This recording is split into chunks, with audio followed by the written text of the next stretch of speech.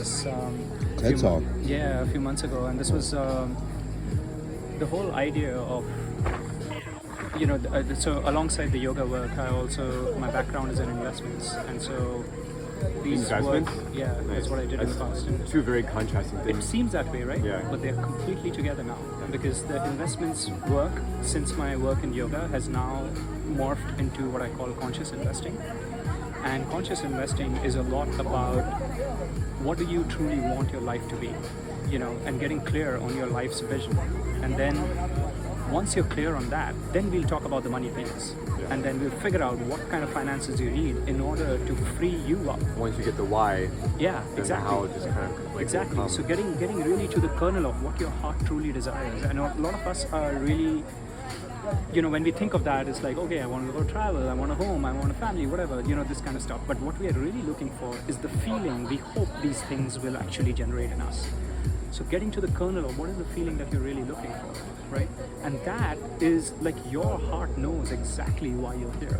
So getting to the kernel of that, and this is where the Vedic astrology piece can be really instructive too. And then I actually worked with a mentor who's been doing this for like 40 years. I literally came out of like 4 days spending time with him, just kind of going deep into how do we really do this work? How do we get people to really connect with, okay, what is their idea of the most enchanted life that they are here to live? Yeah. Right? And then the finances stuff, we talk about that separately. That's But why the first everybody piece wants is money, this. because the money, is like it's just a tool to get the things that you want. But what do you really want? Yeah, Yeah. yeah, And exactly. you have to, like you said, get very specific and clear on what it is exactly that you want. Yeah, exactly. And then, the way this flows for me is that, okay, so now you've gotten clear about the life you want. And a lot of it will involve having some sort of freedom, right? Because that's just a human yearning, because we are born free. So coming to that place of freedom, and then so that the gift that you're here to share can blossom through you. And that's the work of self-mastery, of like just peeling away at the layers that hold us down, Yeah.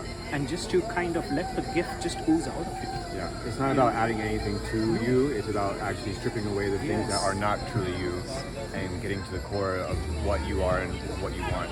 Yeah. Yeah.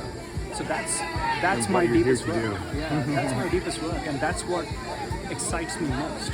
It's like I truly see everyone as an artist. Yeah, I mean, it's probably the most important thing, like that. Like it's your meaning, your purpose, your reason for why you're here. Like there's David Goggins actually has a quote where he says like, the purpose is always you. Like there may be other purposes like becoming a Navy SEAL or like running a race or doing this, but like the most important thing is like doing these things for yourself, becoming the best version of yourself. Yeah, I agree with Yeah. that. I agree with that. It's all, to me, it all comes down to, and I don't know if you've heard of the Bhagavad Gita, that's one of the scriptures in yogic lineage, and the key message in the Bhagavad Gita is self-mastery. And that's what yoga has always been about. Yeah, and that's what I've been that's what I've been studying, is like, that's why I've been looking at Miyamoto Musashi Yeah, beautiful. and studying David Goggins, like philosophies, and like, because like it's all about discipline and self-mastery and Yeah. and getting to the core of like Yeah. who you are and what you're here to do. Yeah. So the discipline piece is interesting. I think of it as scaffolding, right? So you need the structure to get you in a place where you can kind of be really grounded. It's like a rocket ship, taking off.